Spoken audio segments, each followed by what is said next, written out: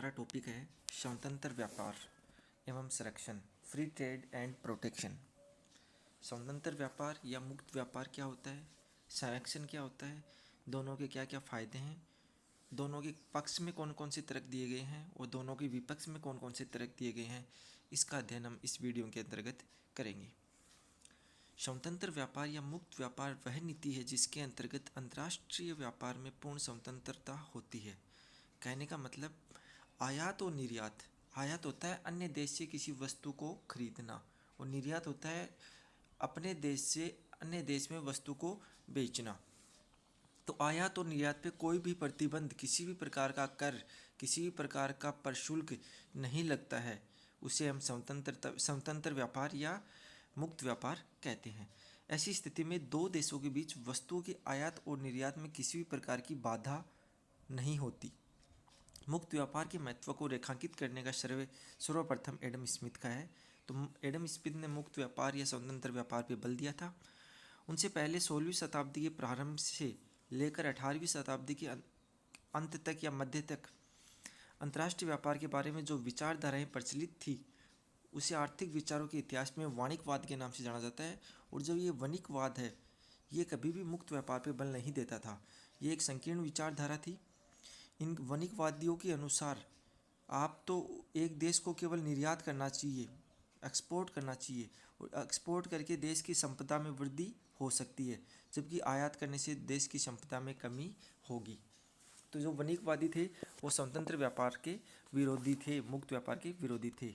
लेकिन Adam Smith ने इस मान्यता का खंडन किया और बताया कि व्यापार से सभी देशों को लाभ होता है। और इन्होंने अपना सिद्धांत भी दिया था जिसे अपन ने पिछले वीडियो में पढ़ा था, एडम स्मिथ का निरपेक्ष लागत सिद्धांत। उसके बाद अपन ने रिकार्डो का तुलनात्मक लागत सिद्धांत पढ़ा था। उसके बाद हेबरलर का अवसर लागत सिद्धांत पढ़ा था। फिर अपन ने एक्सरहोलिन या अंतर्राष्ट्रीय व्यापार का आधुनिक सिद्धांत का अध्ययन किया था। ये सब मुक्त व्यापार पर आधारित है। एडम स्मिथ ने इस मान्यता का खंडन किया और बताया कि व्यापार से सभी देशों को क्या होता है, लाभ होता है। इसलिए मुक्त व्यापार की उन्होंने वकालत की। उनके अनुसार मुक्त व्यापार की धारणा का उपयोग व्यापारिक नीति की उस प्रणाली के बंद करने के लिए किया जाता है जिससे देश और विदेशों में किसी भी प्रकार का भेदभाव नहीं किया जाता। इसलिए न तो विदेशी वस्तुओं पर अनावश्यक कर लगाने चाहिए, जो अपन आयात कर रहे हैं उस पर कर नहीं लगाने चाहिए, और न स्वदेशी उद्योगों को विशेष सुविधा प्रदान करनी चाहिए। जैसे भारत है एक देश और ये ऑस्ट्रेलिया है। मान लो भारत गेहूं का निर्यात कर रहा है ऑस्ट्रेलिया को, और ऑस्ट्रेलिया से कपड़े का आयात कर रहा है, ठीक है। तो भारत को ना तो कभी इस कपड़े के आयात पे कर लगाना चाहिए तथा ना भारत को ये जो निर्यात कर रहा है कौन से किसके लिए, गेहूं का, उस निर्यातित वस्तु या फिर इस आयातित भारत में जो कपड़े का उत्पादन हो रहा है उन जो स्वदेशी उद्योग है उनको किसी प्रकार की सब्सिडी नहीं देनी चाहिए। ये तर्क था किसका, एडम स्मिथ का। इस प्रकार मुक्त व्यापार अंतर्राष्ट्रीय व्यापार और आंतरिक व्यापार में कोई अंतर नहीं करता है। स्वतंत्र व्यापार कहता है जिस प्रकार एक देश के अंतर्गत व्यापार होता है ना, उसी प्रकार दो देशों के बीच में व्यापार होना चाहिए। जिस प्रकार आंतरिक व्यापार में स्वतंत्रता होने पर कोई भी व्यक्ति सबसे कम मूल्य वाले बाजार में से वस्तु खरीद सकता है, क्योंकि आंतरिक व्यापार में स्वतंत्रता होती है। कोई व्यक्ति वहीं से वस्तु खरीद देगा जहां उसकी कीमत क्या होगी, कम होगी। उत्पादक अपनी वस्तु को वहीं बाजार में बेचेगा जहां से उसे सबसे ज़्यादा कीमत मिलेगी। ठीक उसी प्रकार मुक्त अंतर्राष्ट्रीय व्यापार में कोई भी देश सबसे कम मूल्य पर वस्तु खरीद सकता है और साथ ही सबसे अधिक मूल्य देने पर अपनी वस्तु को बेच सकता है। ये तर्क था एडम स्मिथ का। मुक्त व्यापार के पक्ष में कौन कौन से तर्क हैं, तो एडम स्मिथ के आगमन के साथ ही मुक्त व्यापार के पक्ष में हवा चल गई। उन्होंने इसके लाभ के बारे में इतना ठोस तर्क दिया कि सभी क्लासिकल और नव क्लासिकल, प्रतिष्ठित और नव प्रतिष्ठित अर्थशास्त्री इसके पक्ष में बोलने लगे। एक जुमला चल पड़ा, some trade is better than no trade and free trade is better than protected और रेस्ट्रिक्टेड ट्रेड। उन्होंने कहा था कि कुछ व्यापार अगर हो रहा है तो वो नो ट्रेड, किसी भी व्यापार नहीं होने की स्थिति से बढ़िया है। कहते हैं ना, something is better then nothing. And free trade जो मुक्त व्यापार है वो बेटर देन, वो अधिक अच्छा है किसकी तुलना में, संरक्षित और रेस्ट्रिक्टेड प्रतिबंधित व्यापार से। यानी कुछ व्यापार शून्य व्यापार से बेहतर है और मुक्त व्यापार प्रतिबंधित और संरक्षित व्यापार से बेहतर है। मुक्त व्यापार के पक्ष में प्राय निम्नलिखित तर्क दिए जाते हैं। जनरली हमें पता है, अपन ने पिछली वीडियो में पढ़ा था, मुक्त व्यापार से दो प्रकार के लाभ होते हैं, स्थैतिक लाभ और गत्यात्मक लाभ। स्थैतिक लाभों के अंतर्गत व्यापार से होने वाले तात्कालिक या अल्पकालिक लाभों के बारे में अपन ने पढ़ा था, और गत्यात्मक लाभ का अभिप्राय उन लाभों से है जो हमें दीर्घकाल तक प्राप्त होते हैं। अब मुक्त व्यापार के पक्ष में कौन कौन से तर्क हैं? तो सबसे पहली बात, मुक्त व्यापार के क्या क्या फ़ायदे हैं, क्या क्या महत्व है। उत्पादन के जितने भी साधन होते हैं उनका प्रॉपर या समुचित प्रयोग हो सकता है। मुक्त व्यापार के अंतर्गत प्रत्येक देश केवल उसी वस्तु का उत्पादन करना चाहेगा जिसमें उसकी तुलनात्मक लागत क्या हो, कम हो, या तो उसे तुलनात्मक रूप से क्या हो, लाभ हो। यह लाभ चाहे वह निरपेक्ष हो, चाहे तुलनात्मक हो, चाहे उत्पादन के साधनों के समुचित या कुशलतम प्रयोग को सुनिश्चित करता है। दूसरा, तकनीकी विकास को प्रोत्साहन मिलता है। मुक्त व्यापार से देशों के बीच पारस्परिक प्रतियोगिता या प्रतिस्पर्धा बनी रहती है दो देशों में। इन प्रतियोगिताओं के कारण प्रत्येक देश ये सोचता है कि वह अपनी वस्तु की कीमत को सबसे कम रखे, अर्थात वह जिस भी वस्तु का उत्पादन करेगा वह देश उसमें ऐसी टेक्नोलॉजी का यूज़ करे जिससे उसकी लागत कम हो, और लागत कम होने के कारण कीमतें भी उसकी क्या हो, कम हो। तो वह भरसक प्रयास करेगा, नए नए अनुसंधान करेगा, नई नई तकनीकी की खोज करेगा, उसको प्रोत्साहन देगा। ठीक है, तो इस प्रकार स्वतंत्र व्यापार से तकनीकी विकास को भी क्या मिलता है, मोटिवेशन मिलता है। अगला है सामाजिक उत्पादन का अधिकतमीकरण। मुक्त व्यापार जो होता है वो श्रम विभाजन और विशिष्टीकरण को बढ़ावा देता है, जिसके कारण कुल उत्पादन में क्या होती है, वृद्धि होती है। साथ ही वस्तु की उत्पादन लागत भी क्या होती है, कम होती है। यानी समाज को पहले से कम मूल्य पर साथ ही अधिक वस्तुओं का उपभोग करने का मौका मिलता है। वस्तु का मूल्य उनकी सीमांत लागत के बराबर हो जाता है। यह स्थिति अनुकूल उत्पादन की स्थिति को दर्शाता है। क्लियर है? चौथा इसका जो फायदा है वो है आयातित वस्तुओं के मूल्य में कमी। मुक्त व्यापार से सस्ते आयातित वस्तुओं की उपलब्धता सुनिश्चित हो जाती है। मान लो कुछ ऐसी वस्तु हो जिसका उत्पादन भारत के द्वारा किया जाए, भारत के उद्योगपतियों के द्वारा किया जाए, और वो महंगा हो। अगर मुक्त व्यापार हो तो अन्य देश भारत में उस वस्तु को निर्यात कर सकते हैं, अर्थात भारत उस देश का क्या कर सकता है, आयात कर सकता है। तो भारत के जो लोग हैं उनको वो आयातित वस्तु कम कीमत पर प्राप्त हो सकती है। तो उपभोक्ता को देश की वस्तु का उपभोग करने का अवसर प्राप्त हो जाता है, जहाँ वह कम से कम लागत पर प्राप्त किया जाता है। यह अलग बात है कि यह जो तर्क है आयातित वस्तु के मूल्य में कमी, यह जो शिशु उद्योग है या फिर स्वदेशी उद्योग है उन पे बुरा असर डालता है, और भारत का जो रोजगार के क्षेत्र है उसको नज़रअंदाज करता है। इसका इसीलिए विरोध किया गया था स्वतंत्र व्यापार का। अगला है एकाधिकारी शोषण से मुक्ति। मुक्त व्यापार में प्रतियोगिता होने के कारण उपभोक्ता एकाधिकारी शोषण से बच जाता है, कि कोई मोनोपोलिस्टिक शोषण नहीं हो पाता है। प्रत्येक देश के उत्पादक को केवल वस्तु के ही नहीं बल्कि विदेशी उत्पादकों से भी प्रतिस्पर्धा करनी पड़ती है। जैसे भारत का कोई उद्यमी है तो वह मोनोपोली नहीं कर सकता, वह अपनी वस्तु की मनचाही कीमत नहीं ले सकता। क्यों? क्योंकि अगर मुक्त व्यापार है तो अन्य देशों की कंपनियां या अन्य देशों की वो ही वस्तु भारत में आएगी, और जो स्वदेशी वस्तु के उद्योगपति हैं उनसे वो क्या करेंगी, प्रतिस्पर्धा करेगी, जिसके कारण मोनोपोली का जन्म नहीं होगा। फलस्वरूप उपभोक्ताओं को कम कीमत पर वस्तुएं प्राप्त हो जाएगी। नेक्स्ट है स्वर्णमान प्रणाली के अनुकूल। मुक्त व्यापार देशी मुद्रा के विदेशी मुद्रा में पूर्ण परिवर्तनशीलता को सुनिश्चित करता है। यह एक प्रकार की स्वर्णमान प्रणाली वाली स्थिति उपलब्ध कराता है, क्योंकि विभिन्न मुद्राओं का क्रय शक्ति आसानी से हो जाता है। नेक्स्ट है विश्व के सभी देशों के आर्थिक हितों की सुरक्षा करना। तो मुक्त व्यापार व्यवस्था से विश्व के सभी देशों की आर्थिक हितों की रक्षा होती है। मुक्त व्यापार प्रणाली जो है वो व्यापारिक संघर्ष को नहीं बल्कि समरसता को उत्पन्न करता था। मुक्त व्यापार के फलस्वरूप आयात करने वाला देश और जो आयातक देश है और जो निर्यातक देश है दोनों को फ़ायदा होता था। दोनों एक दूसरे पे व्यापार के अंतर्गत एक दूसरे की हेल्प करते थे, सहयोग करते थे और सद्भावना जागृत होते थे। इस प्रकार पहले मुक्त व्यापार के अंतर्गत एक देश दूसरे देश पे निर्भर रहता था। एडम स्मिथ के पूर्व यह मत था कि आयात करने वाले देश को हानि होती है और निर्यात करने वाले देश को फायदा होता है। ये वाणिज्यवादियों के द्वारा कहा गया था। यह व्यापार का संकुचित दृष्टिकोण था, जिसके कारण व्यापार के औपनिवेशिक प्रतिस्पर्धा को जन्म दिया और देशों के बीच युद्ध हुए। एडम स्मिथ ने यह समझाया कि मुक्त व्यापार श्रम विभाजन और विशिष्टीकरण को जन्म देता है, जिसके कारण देश के आर्थिक हितों की सुरक्षा सुनिश्चित होती है। नेक्स्ट अपन पढ़ेंगे मुक्त व्यापार की कौन कौन सी लिमिटेशन है, कि मुक्त व्यापार इतना ही बढ़िया है तो इसका विरोध क्यों हुआ। मुक्त व्यापार से लाभ के बारे में हम अभी अवगत हुए हैं। हम यह सोच लेते हैं यदि यह आदर्शतम स्थिति है तो मुक्त व्यापार की अपनी सीमाएं हैं, जिसके कारण अपेक्षित परिणाम प्राप्त नहीं होते।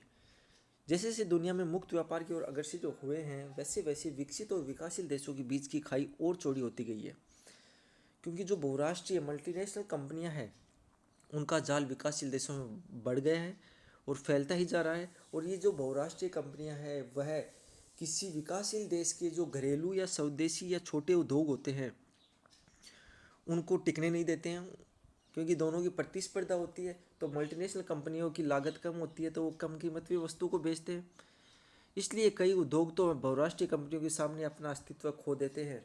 ऐसे में हमें पुनः उन देशों के संरक्षण की बात की जा रही है। मुक्त व्यापार की निम्नलिखित मान्यताएं हैं। पहली बात है, मुक्त व्यापार अवास्तविक मान्यताओं पर आधारित है। वो ऐसी मान्यताएं लेके चलती है जैसे स्थिर लागत की दशा है, साधन की गतिशीलता, एक देश से दूसरे देश में सभी साधन गतिशील होते हैं, ऐसा पॉसिबल नहीं हो पाता है। तो ये अवास्तविक मान्यताओं पर आधारित है। दूसरा यह केवल परफेक्ट कंपटीशन पूर्ण प्रतियोगिता की मान्यता पर आधारित है। मुक्त व्यापार प्राप्त होने वाले लाभ वस्तु और साधन बाजार की पूर्ण प्रतियोगिता पर आधारित है, जो शायद पॉसिबल नहीं है। इसके कारण साधनों का अनुकूलतम आवंटन और वस्तुओं का अनुकूलतम वितरण नहीं हो पाता है, जिसके कारण मुक्त व्यापार से वो स्थिति प्राप्त नहीं हो पाती है जो दावा किया जाता है। तीसरा जो इम्पोर्टेंट तर्क है वो है शिशु उद्योग, अर्थात जो नए उद्योग हैं के लिए ये अनुपयुक्त है। कि मान लो कोई देश है उसमें कोई नया उद्योग खोला है तो वो शैशव अवस्था में है, वो उद्योग अपनी शुरुआती स्टेज पे है, तो ऐसे उद्योग अगर हम मुक्त व्यापार करेंगे तो ऐसे उद्योगों को संरक्षण किस प्रकार मिलेगा, क्योंकि वो इतनी प्रतियोगिता झेल नहीं सकते। मल्टीनेशनल कंपनी आएगी, कम कीमत पे अपनी वस्तुएं बेचेगी। तो एक अर्थशास्त्री थे फ्रेडरिक लिस्ट, उन्होंने अपनी शिशु उद्योग के तर्क में इस बात को बहुत सरल तरीके से बताया है कि ऐसे उद्योगों को प्रारंभ में क्या मिलना चाहिए, प्रोटेक्शन मिलनी चाहिए, संरक्षण मिलना चाहिए। मांग और पूर्ति का पूर्णतः लोचदार होना आवश्यक है। मुक्त व्यापार इस मान्यता पर आधारित है कि दीर्घकाल में मांग और पूर्ति पूर्णतः क्या होनी चाहिए, लोचदार होनी चाहिए, जिसके कारण उद्योगों की लागतें स्थिर हो जाती है, किंतु वास्तविक जगत में ऐसा पॉसिबल नहीं है। ये था मुक्त व्यापार। तो हमने पढ़ा मुक्त व्यापार क्या है, मुक्त व्यापार के क्या क्या फायदे थे, इसके पक्ष में कौन कौन से तर्क थे, इसके विपक्ष में कौन कौन से तर्क थे। अब अपन पढ़ेंगे संरक्षण, प्रोटेक्शन किसे कहते हैं। सरकार के द्वारा प्रोटेक्शन देखो किसे कहेंगे, सरकार के द्वारा स्वतंत्र व्यापार पर किसी भी प्रकार का प्रतिबंध लगाया जाता है, कोई नियंत्रण लगाया जाता है, कोई अवरोध लगाया जाता है, तो वो संरक्षण नीति के अंतर्गत आता है। संरक्षित नीति अंतर्राष्ट्रीय जो सापेक्ष मूल्यों की तुलना में, अर्थात अन्य राष्ट्रों की जो वस्तु की कीमतें हैं उनकी तुलना में घरेलू सापेक्ष कीमतों में वृद्धि करके घरेलू उद्योग को क्या करना होता है, प्रोत्साहित करना होता है। सरकार इसके लिए आयातों पर प्रशुल्क लगा के, तटकर लगा के, विनिमय नियंत्रण करके, ऊंची विनिमय दर रखकर, आयात प्रतिबंध अपनाकर आदि मुख्य आयात को बाधित करती है। ठीक है। और संरक्षण के बारे में प्रारंभिक विश्लेषण 1789 ईस्वी में अलेक्जेंडर हैमिल्टन ने किया था। ये नाम ध्यान में रखना, अलेक्जेंडर हैमिल्टन। इसको याद करने का तरीका है कि ये संरक्षण क्या दे रहे हैं, संरक्षण दे रहे हैं, प्रोटेक्शन दे रहे हैं। तो ये भी आपको पता है कि आप हेलमेट पहनते हो तो आपको प्रोटेक्शन मिलता है, तो उसी से संबंधित है अलेक्जेंडर हैमिल्टन। ये क्या देता है, संरक्षण की वकालत करता है। ये अमेरिकी पॉलिटिशियन था जिन्होंने संसद में प्रस्ताव रखा था कि घरेलू उद्योगों को विदेशी उद्योगों से प्रतिस्पर्धा से बचाने के लिए प्रशुल्क लगाने की पुरजोर वकालत इन्होंने की थी, ताकि घरेलू उद्योगों को संरक्षण मिल सके। ठीक है। उसके बाद 1841 ईस्वी में एक जर्मन के अर्थशास्त्री थे, उनका नाम था फ्रेडरिक लिस्ट। ये भी ध्यान में रखना। इन्होंने क्या किया, इन्होंने शैशव उद्योग, जो शिशु उद्योग है, जो नए नए उद्योग है, जो अपने प्रारंभिक स्टेज पे हैं, उनको उनके संरक्षण पे बल दिया ताकि वो कंपटीशन का सामना कर सके। देश के उद्योगों को विभिन्न प्रोत्साहनों द्वारा विकसित करने तथा विदेशी वस्तुओं के प्रतिस्पर्धा से बचाने के लिए नीति को संरक्षण नीति कहते हैं। इसका मुख्य उद्देश्य देश के उद्योग धंधों का विकास करना होता है। संरक्षण की वकालत 1789 ईस्वी में अमेरिकी राजनीतिज्ञ अलेक्जेंडर हैमिल्टन ने किया था।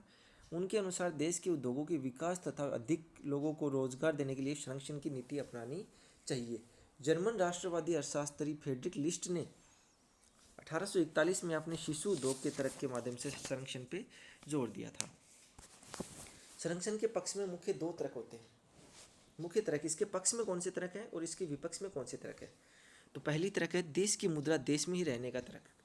तो प्रोटेक्शन के पक्ष में दिया जाने वाला सामान्य तर्क यह है कि यदि देश के लोग देश में निर्मित वस्तुओं का उपभोग करेंगे तो देश की जो मुद्रा है वो उसी देश में रह जाएगी।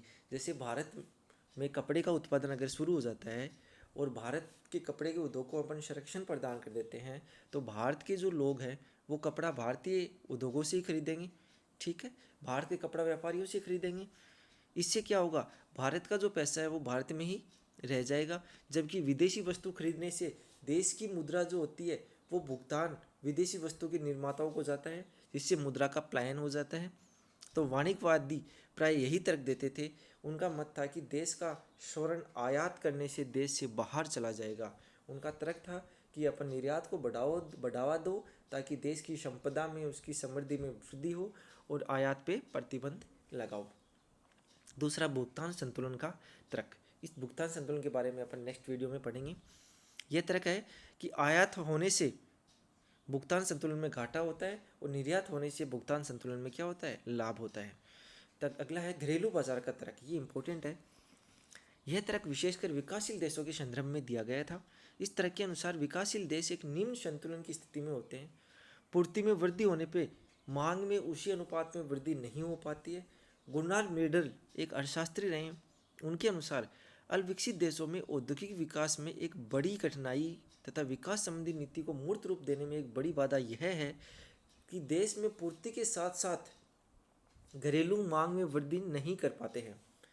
इस प्रकार अल्पविकसित तथा विकासशील देशों में प्रभावी मांग की एक बड़ी बाधा होती है कि प्रभावी मांग में वहाँ कम इफेक्टिव डिमांड कम होती है। संरक्षण के माध्यम से घरेलू उद्योगों की निर्मित वस्तुओं की मांग को सुनिश्चित किया जा सकता है। ठीक है, अगला है मजदूरी का तर्क।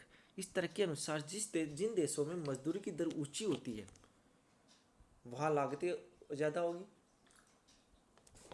क्योंकि अगर मजदूरों को मजदूरी ज़्यादा दी जाएगी तो उस वस्तु के निर्माण के लिए लागत जो है वो अधिक आएगी, और लागत ज़्यादा होने के कारण उस वस्तु की कीमत भी क्या होगी, ऊंचा होगा। कीमत ऊंची होगी तो ऐसे देश कम मजदूरी वाले देश से अपनी आने वाली वस्तुओं से प्रतिस्पर्धा करने में कठिनाई होगी, क्योंकि अगर ऐसे देश मुक्त व्यापार करेंगे तो अन्य देशों से सस्ती वस्तुएं उपलब्ध हो जाएगी। इसलिए उद्योगों को संरक्षण देने की आवश्यकता है। आजकल जो विकासशील देशों में शक्तिशाली जो श्रम संघ है उनका निर्माण हो चुका है और वो ऊंची मजदूरी की मांग करने लग जाते हैं। कई बार तो मजदूरी की दर मजदूर की सीमांत उत्पादकता से भी ज़्यादा हो जाती है। इस कारण लागत में वृद्धि हो जाती है। परिणाम स्वरूप कीमतें अधिक रखनी पड़ती है। ऐसी स्थिति में हमें संरक्षण की आवश्यकता होती है। अगला है लागतों को समान करने का तर्क। ऐसा शायद ही हो कि एक वस्तु का दो देशों में उत्पादन लागत समान हो। परिस्थितियों की भिन्नता होने के कारण, वहाँ के प्राकृतिक संसाधन, वहाँ की तकनीकी आदि में अंतर होने के कारण उत्पादन लागत भी क्या होती है, अलग अलग होती है, जिसके कारण दो वस्तुओं की कीमतें भी क्या होती है, जनरली अलग अलग होती है। यदि घरेलू वस्तु की उत्पादन लागत विदेशी वस्तु की उत्पादन लागत से 10% अधिक है तो वह देश आयातित वस्तु पे 10% टैक्स लगा देता है, आयात शुल्क लगा देता है, जिससे दोनों वस्तु की कीमतें क्या हो जाएगी, समान हो जाएगी, और जो घरेलू उद्योग है उनको संरक्षण प्राप्त हो जाएगा। शिशु उद्योग के संबंधित तर्क, ये इंपॉर्टेंट तर्क है। ये तर्क सबसे पहले ही फ्रेडरिक लिस्ट ने दिया था। संरक्षण के पक्ष में सबसे प्रबल तर्क शिशु उद्योग को लेकर है। सर्वप्रथम अलेक्जेंडर हैमिल्टन ने शिशु उद्योग के संरक्षण की बात की थी। बाद में जर्मनी अर्थशास्त्री फ्रेडरिक लिस्ट ने यह तर्क प्रस्तुत किया था। उनका कहना था शिशु उद्योग का विकास मुक्त व्यापार के सिद्धांतों पर आधार पर नहीं हो सकता। शिशु उद्योग वो होते हैं जो उनका प्रारंभिक स्टेज हो, जिन्होंने नया नया उद्योग खोला है, वो अपनी शैशव अवस्था में होते हैं। तो जो अल्पविकसित या विकासशील देश है उसमें शिशु उद्योग अपनी स्थापना के प्रारंभिक दौर में विकसित देशों के जो बड़े उद्योग होते हैं या जो मल्टीनेशनल कंपनियां होती है उससे प्रतिस्पर्धा नहीं कर सकते, इसलिए उन्हें प्रारंभिक तौर पे संरक्षण प्रदान होना चाहिए। और लिस्ट ने इस बात पे बल दिया है कि संरक्षण कुछ समय के लिए ही दिया जाना चाहिए। जब वो शिशु उद्योग बड़े उद्योग को रूप ले लेता है तो उद्योग की परिपालना तथा नर्सिंग के उपरांत जब वे आंतरिक बचतों का पूर्ण प्रयोग कर चुके होंगे तब संरक्षण नीति समाप्त कर दी जाएगी।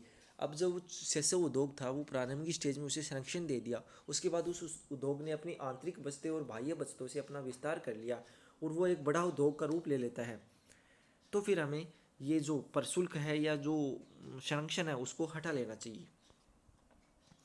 अगला है उद्योगों में विविधता लाने वाले संबंधी तर्क। औद्योगिक उत्पादन में विविधता लाने के लिए, डाइवर्सिटी लाने के लिए उद्देश्य से भी संरक्षण नीति का प्रयोग किया जाता है।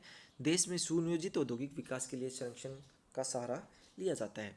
डंपिंग से बचाने के लिए, तो डंपिंग या राशिपातन क्या होता है? राशिपातन होता है कि मान लो दो देश हैं, तो भारत और चीन, तो चीन के द्वारा, ठीक है, भारतीय उद्योगों को नष्ट करने के लिए, भारतीय उद्योगों को ख़त्म करने के लिए अपनी वस्तु को कम कीमत पर भारत में बेचना ही डंपिंग कहलाता है। ठीक है, तो कहने का मतलब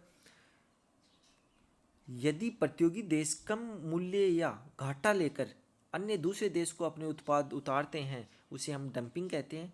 इससे क्या होगा? मान लो चाइना है, ये चीन है और ये भारत है। चीन ने अपनी वस्तु को घाटा देकर भारत में निर्यात कर दिया बहुत कम कीमत पे। उससे क्या होगा? भारत के जो घरेलू उद्योग थे वो नष्ट हो जाएंगे, इसे हम डंपिंग कहते हैं। और फिर क्या करेंगे? जैसे ही भारतीय घरेलू उद्योग कम नष्ट हो जाएंगे तो चीन अपनी इस वस्तु की कीमत को बढ़ा देगा और लाभ कमाएगा। इससे घरेलू उद्योग के नष्ट होने की संभावना होती है। ऐसी स्थिति में संरक्षण ही एक उपाय होता है। बेरोजगारी एवं संरक्षण की नीति का समर्थन इस बात पर भी किया जाता है कि घरेलू उद्योग को प्रोत्साहन मिलेगा तो देश के लोगों को रोजगार मिलेगा, इससे बेरोजगारी दूर करने की संभावना प्रतीत होती है। अगला है प्रतीकात्मक संरक्षण। प्रतीकात्मक संरक्षण कभी कभी देश के मुक्त व्यापार की नीति पर चलना संभव नहीं होता है, क्योंकि अन्य देश घरेलू उत्पादकों को कई प्रकार की रियायतें और संरक्षण दिए जाते हैं। ऐसी स्थिति में उस देश को भी संरक्षण की नीति अपनानी पड़ेगी। ठीक है, तो ये सब थे अपने संरक्षण के पक्ष में तर्क। ठीक है, कई बार हम बात करते हैं कि सरकारी राजस्व को बढ़ा सकते हैं हम प्रशुल्क या इसकी संरक्षण के द्वारा। ठीक है, तो ये सब संरक्षण के पक्ष में होने वाले तर्क थे। अब संरक्षण के विपक्ष में कौन कौन से तर्क दिए जाते हैं? जनरली जो ये संरक्षण होता है वो हम दो टाइप से पढ़ते हैं, एक तो प्रशुल्क और एक होता है गैर प्रशुल्क। ठीक है, प्रशुल्क प्रतिबंध और दूसरा गैर प्रशुल्क नॉन टैरिफ बैरियर होते हैं। प्रशुल्क प्रतिबंध जो होते हैं, टैरिफ प्रतिबंधों में सामान्यतः हम आयात पर लगे प्रशुल्कों को सम्मिलित करते हैं, किंतु निर्यात पर लगे तट कर भी इसमें शामिल किए जाते हैं।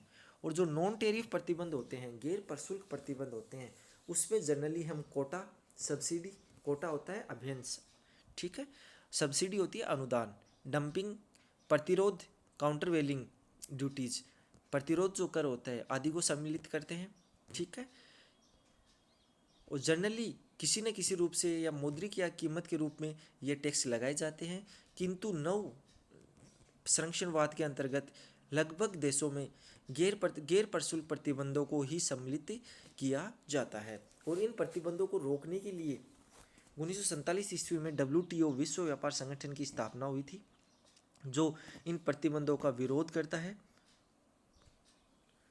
फिर भी ये जो पक्ष में तर्क, संरक्षण के पक्ष में तर्क दिए गए हैं, यह किसी विकासशील या अल्पविकसित देशों के शैशव उद्योग जो होते हैं उनको बचाने के लिए अच्छा तर्क है। अब संरक्षण के विपक्ष में कौन कौन से तर्क होते हैं? मुद्रास्फीति में वृद्धि। मुद्रास्फीति होती है वस्तु की कीमतों में वृद्धि होना। तो देशी उद्योगों को संरक्षण देने के नाम पर आयातित वस्तुओं पर आवश्यकता से अत्यधिक प्रतिबंध लगाने से देश की स्थितियाँ उत्पन्न हो जाएगी। आयात पर प्रतिबंधों के फलस्वरूप उन उद्योगों का विकास अवरुद्ध हो जाएगा जिससे आयातित मशीनें और कच्चे माल का उपयोग होता है, जिसके परिणाम स्वरूप देश के निर्यात में भी कमी होने की संभावना होती है। दूसरा, मोनोपोली को मोटिवेशन मिलता है, एकाधिकार को प्रोत्साहन मिलता है, भुगतान असंतुलन होने को प्रोत्साहन मिलता है और व्यावसायिक शिथिलता प्राप्त होती है। अर्थात ये सब मिला के क्या होते हैं, संरक्षण के विपक्ष में तर्क है, संरक्षण से नुकसान होते हैं। Thank you. नेक्स्ट वीडियो में अपन पढ़ेंगे भुगतान संतुलन।